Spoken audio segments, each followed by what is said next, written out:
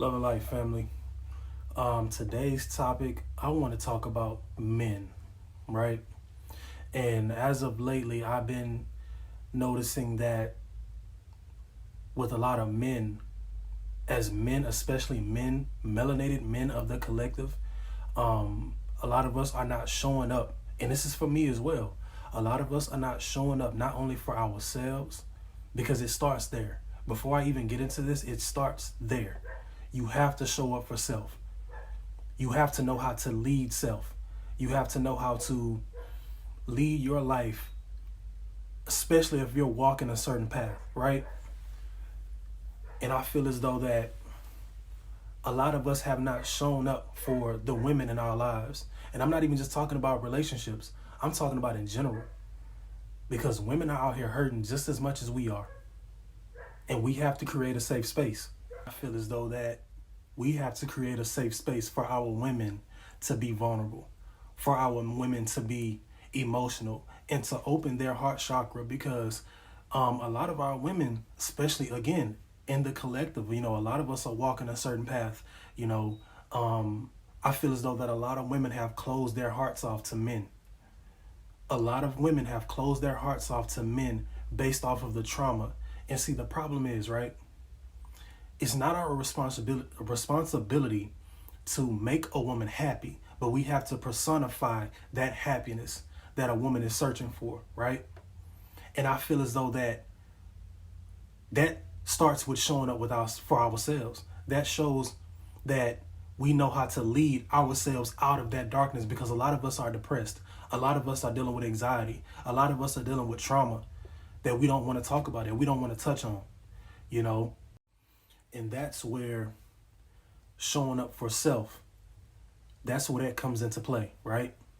Because not only do we have to be creating a safe space for ourselves, but we have to be creating a safe space for us to be vulnerable and to talk about the things that before we even have that conversation with the therapist, before we even have that conversation with the women in our lives, we have to have that conversation with self, because it starts there. When you look in the mirror in the morning, it starts there.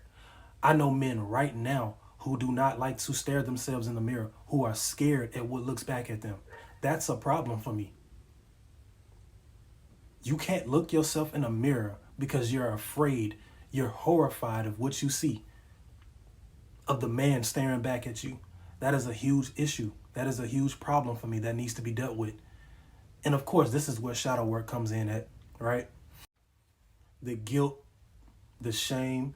And the reason why I'm making this video, right, is because I know we hold ourselves to a high standard.